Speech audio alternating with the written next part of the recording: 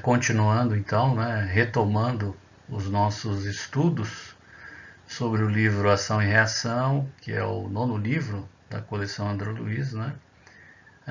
Hoje nós vamos estudar o capítulo 5, Almas Enfermiças, né, o seu título. E para a gente iniciar o capítulo 5, o estudo, vamos fazer uma breve retomada aí, né, do que nós já vimos até aqui, né? Que vimos, por exemplo, que a Mansão da Paz é uma instituição que foi criada há cerca de 3 séculos, né? 300 anos. Ela atua sob a jurisdição da colônia Nosso Lar, né? Isso é importante porque, como ela está vinculada à colônia Nosso Lar, se o Nosso Lar é uma colônia que encontra-se no umbral mais refinado, a Mansão da Paz encontra-se no umbral mais denso, né? nas zonas abismais, entre aspas, infernais, né? E aí nós temos já o conhecimento, né, de que até nesses ambientes a assistência do bem está presente, muito bem estruturada, né?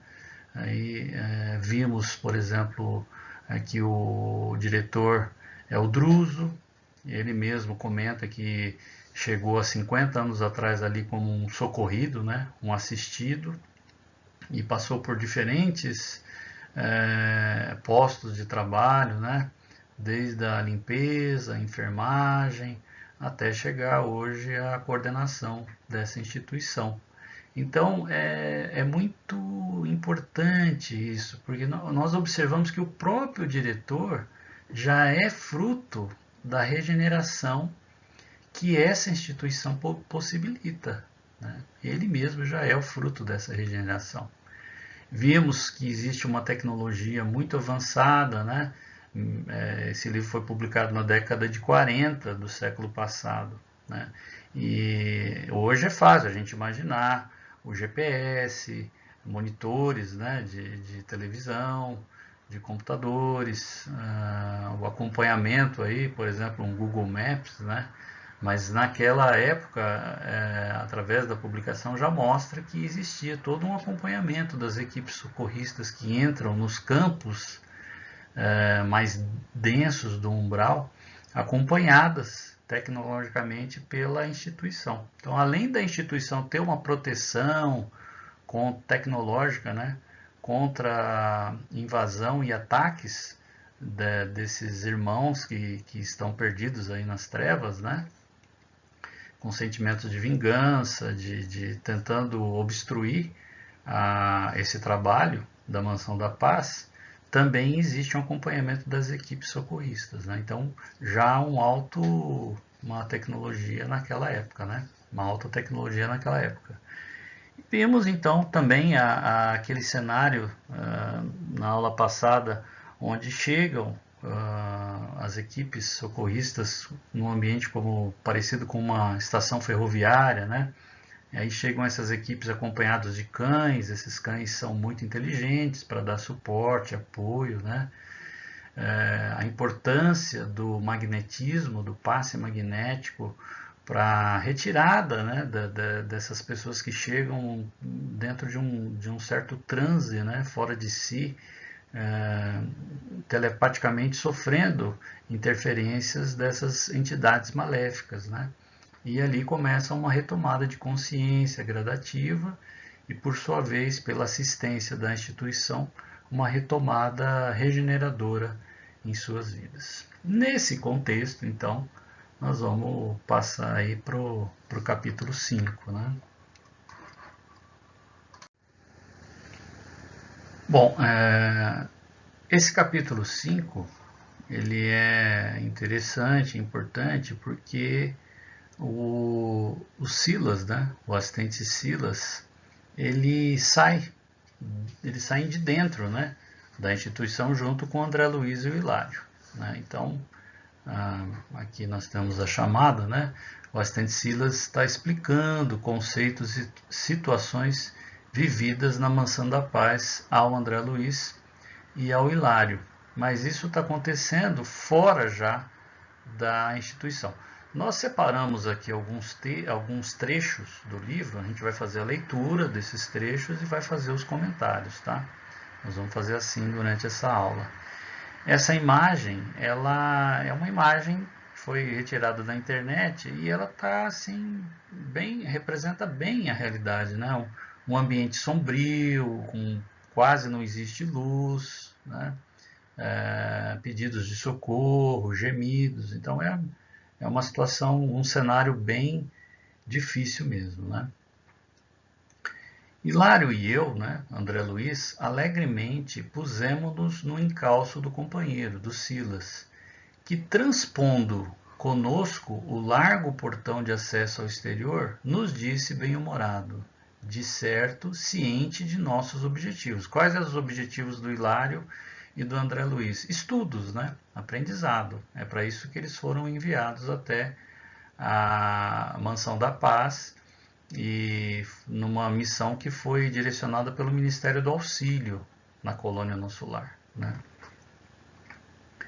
Sem qualquer dúvida, né, o Silas, explicando para o André Luiz e para o Hilário, sem qualquer dúvida para nós que voltamos recentemente da Terra, as províncias infernais, muito mais do que as celestes, são adequadas às nossas pesquisas sobre a lei de causa e efeito, de vez que o crime e a expiação, o desequilíbrio e a dor fazem parte dos nossos conhecimentos mais simples nas lides cotidianas, né?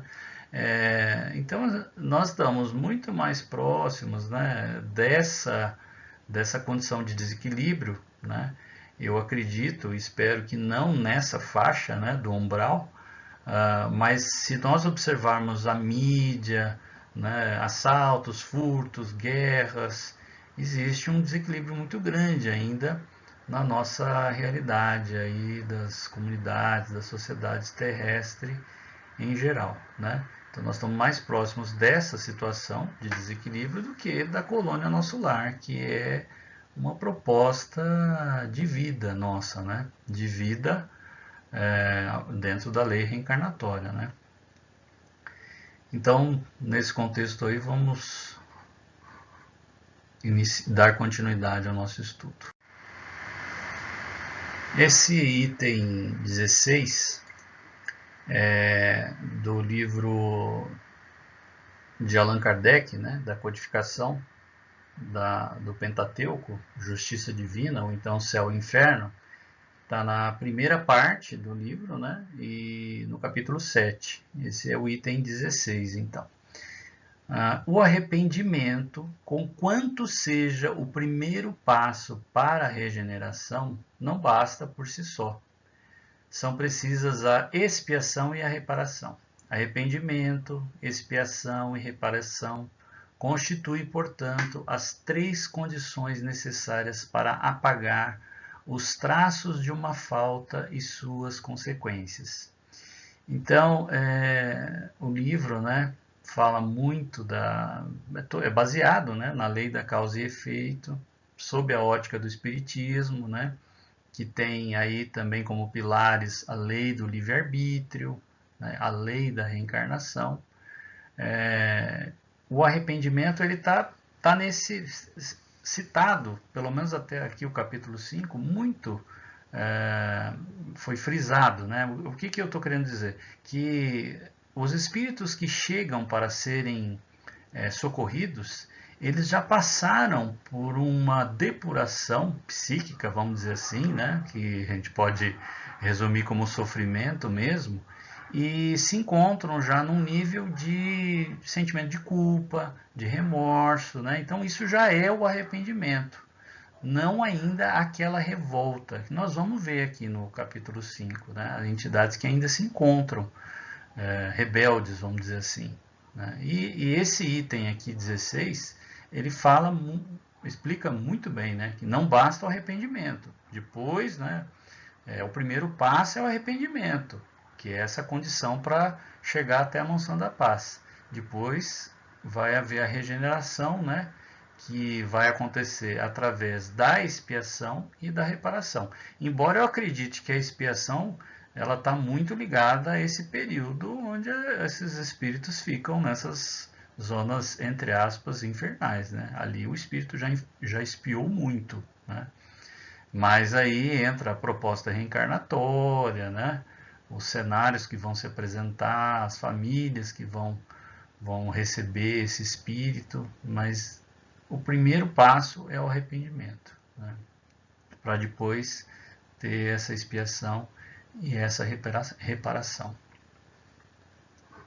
Vamos lá então.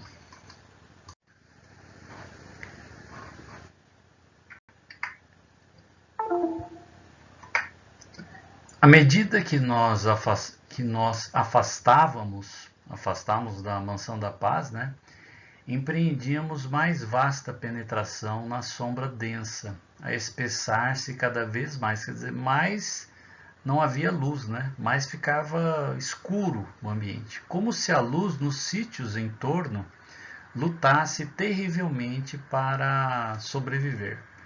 Soluços e gritos, imprecações e blasfêmias emergiam da treva. Então imagine o ambiente, né? Um ambiente bem pesado, né? Assim, complicadíssimo. Mas é interessante a gente observar que todo esse ambiente onde o Silas estava levando André Luiz e o Hilário para fazer a exploração é um ambiente que encontra-se sob a tutela da Mansão da Paz. É isso que nós vamos ver agora. Compreendemos de relance que o espaço ocupado pela instituição era de forma retangular. A instituição é a Mansão da Paz, né? Ela era retangular. E que o terreno sob o nosso exame se localizava à retaguarda, né? Atrás da Mansão da Paz, à maneira de enorme povoação extramuros. Olha que interessante. Então, nós temos a instituição Mansão da Paz, extremamente protegida, né, conforme nós já vimos, com alta tecnologia, mas esse espaço atrás da instituição é como se fosse uma povoação, um vilarejo, eu entendi como um vilarejo mesmo, né? E também é organizado, estruturado e acompanhado pela Mansão da Paz. Eu entendi como se, nós vamos ver agora ao longo desse capítulo, né? É como se lá na Mansão da Paz fossem levados já espíritos que estão mais adequados para o processo regenerador, talvez até serem irem para outras colônias ou para uma nova reencarnação. E extramuros, né, nessa povoação, ficam então como se fossem núcleos de acompanhamentos para quando esses espíritos se encontram já em condições, irem para dentro da Mansão da Paz. Aqui, para quem está participando dos encontros, né, virtuais, eu quis fazer aqui uma brincadeira também, porque a Silvia mostrou um ambiente da Mansão da Paz, assim, não tão infernal, vamos dizer assim, né? E a Carminha já mostrou um ambiente já mais denso, mais trevoso, né? E aqui é só para a gente ter uma referência, como é citado, né, esse hospital psiquiátrico, o São Bernardo, no início do livro, né, falando que a Mansão da Paz ela tem uma característica muito parecida com esse hospital, que foi criado no século IX. Né? Ele existe lá na Suíça, na divisa, na fronteira com a Itália. Né? Então, mas é claro que não tem essa luz, né? Essa luminosidade toda. A Mansão da Paz ela se encontra mesmo no ambiente de trevas, né? Mas a referência é essa, do tipo de prédio, né? De edifício. Então então fica aqui, né, já a apresentação do ambiente que eles estão explorando, que é essa povoação extramuro na parte de trás da Mansão da Paz.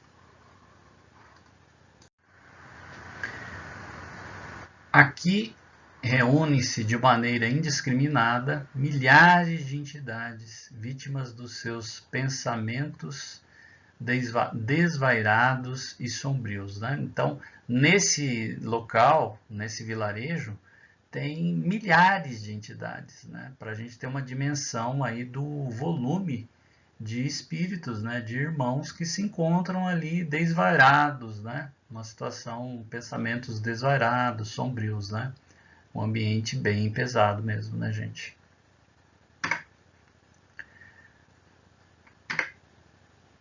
Quando superam a crise de perturbação ou de angústia de que são portadoras, o que pode perdurar por dias, meses ou anos, né, são trazidas à nossa instituição que, tanto quanto possível, evita abrir-se às consciências ainda positivamente encravadas na revolta sistemática. Então, é bem assim importante esse trecho, porque aqui o Silas, em diálogo com o André Luiz e com o Hilário, ele coloca nesse parágrafo aqui claramente que o resgate vai acontecer quando, né, essas pessoas que têm essa perturbação de angústia, né, que pode perdurar por dias, meses ou anos, né, não esquecendo que André Luiz aí passou anos no umbral, né, elas vão ser trazidas, né, e evita-se abrir a instituição às consciências que ainda estão numa revolta sistemática.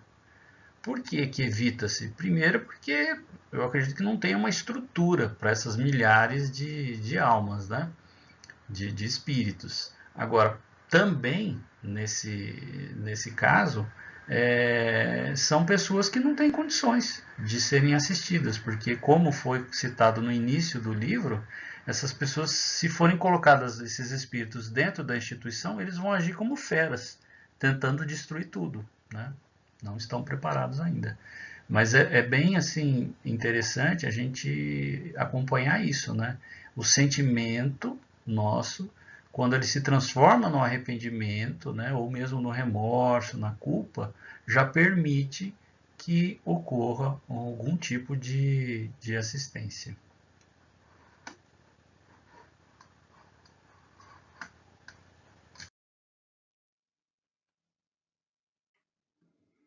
Não encontraremos aqui neste imenso palco de angústia almas simples e inocentes, mas sim criaturas que abusaram da inteligência e do poder e que voluntariamente, né, por vontade própria, surdas à prudência, se extraviaram nos abismos da loucura e da crueldade, do egoísmo e da ingratidão, fazendo-se temporariamente presas das criações mentais insensatas e monstruosas que para si mesma teceram. Então aqui a gente tem uma gama de informações, né? Primeiro que a gente tem que entender que nesse cenário, né, do livro, essa área, né, muito difícil, horrível, né? Nós não temos ali pessoas inocentes, né? São sempre pessoas, inclusive, que têm inteligência, né? Inteligência e poder para discernir o bem e o mal, e abusaram dessa inteligência e desse poder, né? Por vontade própria. Então se extraviaram aí por egoísmo, né? Ingratidão, e entraram nesse campo da loucura e da crueldade, né? Isso é muito importante. Então, só para a gente ter um eixo aí, né? A lei divina ou a lei natural, ela é citada, né? Explicada no Livro dos Espíritos na terceira parte, são as leis morais, né? E conta então que para nós sermos felizes, nós temos que estar em harmonia com a lei divina. E onde está escrito, né? Como é que a gente tem acesso a essa lei divina? Na questão 621 é explicado que a lei divina está escrita em nossa consciência. Então é isso, quando nós estamos com a nossa consciência pesada, né? Nossa, eu me sinto com a minha consciência pesada, é porque nós estamos distorcendo essa lei que está escrita em nosso interior. E aí a nossa consciência começa a falar, ó, esse não é o caminho certo. E aí entra o livre-arbítrio, né? A gente tem a opção de escolha, mas também o aprendizado, né, gente? A visão espírita é uma visão, conforme a questão 100 do Livro dos Espíritos, a escala espírita, onde nós temos três ordens de espíritos: espíritos imperfeitos, espíritos bons e espíritos puros, né? Onde os espíritos puros já estão em comunhão com o Criador, né? Então são felizes porque têm a consciência diretamente relacionada com a lei divina, vivendo plenamente a lei divina. E os espíritos imperfeitos têm também as suas subdivisões, aqueles que se encontram ainda mais ignorantes, né? E aqueles que já têm uma visão moral, ética mais desenvolvida, né? E através do livre-arbítrio nós vamos tendo a oportunidade de experimentar, né? De errar, ver as consequências, né? Viver as consequências de nossas atitudes e reelaborarmos através do nosso livre-arbítrio, né? Da nossa consciência, reelaborarmos a nossa conduta, né? Isso é maravilhoso, porque esse é o palco da realidade da evolução espiritual. Então, se nós queremos caminhar dessa imagem da esquerda para a imagem para a direita, né, que o objetivo é aí fazer uma analogia a uma colônia no nível do nosso lar, né, nós vamos ter que construir dentro de nós essa realidade em ressonância com a lei divina, tratando o próximo, né, como a si mesmo, né, amando o próximo como a si mesmo, e é a Deus, ao Criador, sobre todas as coisas.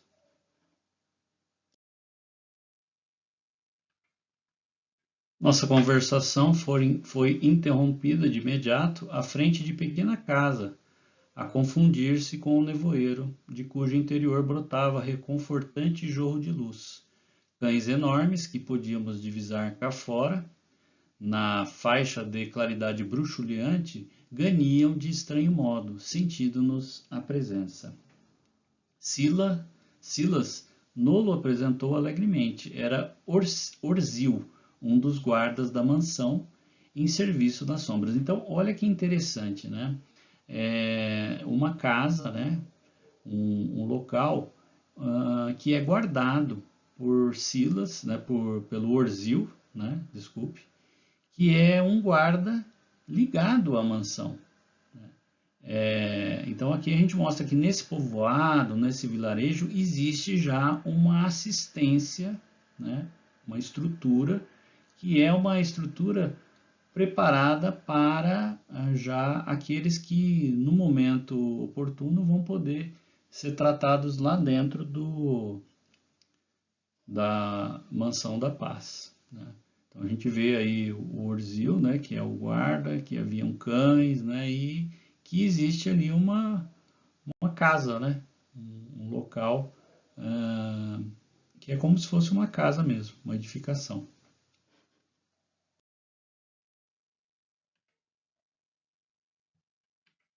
Orzil, um dos guardas da mansão, em serviço nas sombras, é a própria, vamos dizer assim, explicação, né, da reforma íntima, né, explicação ou demonstração, né, representação, né, porque ele, assim como o diretor da Mansão da Paz, que é o Druso, né, o Orzil, ele foi uma das pessoas socorridas, né, ele tem um aspecto, parece um urso, né, o André Luiz coloca, ele é um cara grande, forte, né, que apresenta medo, né, então por isso que ele está ali para cuidar da casa, né, para guardar a casa.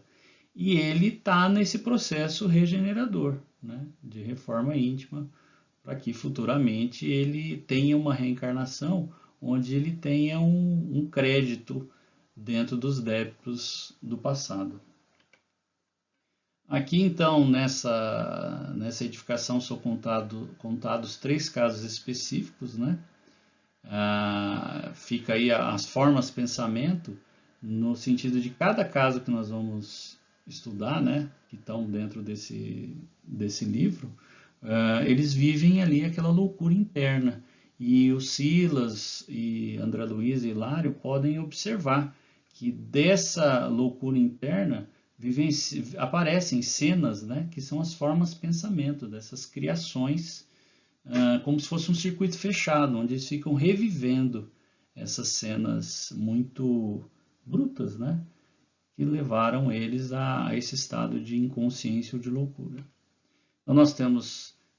É interessante, tá? Porque a descrição do André Luiz é como se fosse uma estrebaria mais organizada, limpa, né? Então são celas, né? Ele descreve como se ele estivesse vendo celas mesmo. São pessoas aqui que já estão presas, elas não podem estar soltas, né? São espíritos que estão ainda presos. Nós temos o irmão Veiga, né? Que tem ele está aí preso a uma herança, a uma vingança, né? Onde ele, por 25 anos, ficou batalhando para ter uma herança riquíssima, né? Acho que no caso dos avós, se não me engano, né? E quando ele recebeu, ele desencarnou. E ao desencarnar, os filhos dele não fizeram, além de não fazer bom uso da herança, eles promoveram uma intoxicação na madrasta, que segundo o irmão Veiga, não foi uma madrasta, tratou eles, criou eles como uma verdadeira mãe, a ponto dela ir parar num hospital psiquiátrico, né? Então eles promoveram ali tudo isso para eles ficarem com a fortuna. E os pensamentos deles não tinham o menor amor, a menor consideração pelo pai, que é o irmão Veiga. E isso levou ele a esse sentimento de revolta, né? Buscando mentalmente essas criaturas maléficas, né?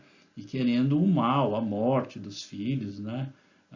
Essa crueldade interna. Isso gerou essa condição interna que é colocada como uma loucura, né? E ele não pode, então tem que ficar na cela ali, sendo guardado pelo Orzil. A outra é um homicida, né? Que ele atropelou um bêbado, e ele atropelou de forma voluntária, porque ele quis, e esse bêbado, ele sabia, né? Quem ele estava matando, né? E o que ele repete o tempo inteiro é assim: não tinham testemunhas, não existem testemunhas, né? Então entra aí essa questão da justiça divina, de que a lei divina está escrita na nossa consciência, e se ele conseguiu esconder o ato de homicídio dele da lei terrena, né, da lei dos homens, no plano espiritual, psiquicamente, ele se encontra com essa imagem repetidas vezes, né? Você vê o que é a nossa consciência ultrajada, né? Ele mesmo se aí, hipnoticamente, né? Ele mesmo vive aí essa tensão, essa loucura, né? E essa tragédia o tempo inteiro. Não pode ainda também sair da cela, né? Terceiro caso é esse irmão, que tem feridas fétidas e purulentas, né? Que são, na verdade, uma criação mental. Tudo isso o Silas orienta o André Luiz e o Hilário, né? E eles vão observando junto, quando eles vão passando cada célula, observando junto a esses irmãos as formas, pensamentos que surgem, né? Como se fosse assim um fogo de artifício, ele coloca, né, o André Luiz descreve, surge aquela imagem de repente como se fosse evaporasse, né? Então o homicida, aquela imagem dele atropelando o bêbado, né? O irmão Veiga, os filhos, ele querendo a morte dos filhos, né? E nesse terceiro caso aí, nessa terceira cela, aquelas feridas fétidas que ficam até se esparramando pelo chão, né? Que é a criação mental, né? Da própria pessoa. Daí a gente analisar como é importante nós cuidarmos dos nossos pensamentos, né? E aí o Silas coloca, o Hilário, né, coloca para o Silas: agora percebo com mais clareza o benefício concreto da oração e da piedade, da simpatia e do socorro que na terra deveríamos dispensar sinceramente aos chamados mortos, né? Então, quem são os mortos? Nós estamos vendo alguns deles aí nesse livro, né? Nessa região abismal aí. E a importância que tem a prece, né? Para que crie-se um quadro ou condições psíquicas favoráveis àqueles que desencarnaram. Como nesse caso aqui do irmão Veiga, ele capta pensamentos maléficos dos filhos em relação a ele. Não existe um amor, um endereçamento, né, uma emissão de vibrações amorosas, mas pelo contrário, né, um sentimento até cruel. Tem um livro, inclusive, nós temos no Evangelho segundo o Espiritismo todo um capítulo direcionado à prece. É isso então, gente. Obrigado aí pela paciência e bom estudo.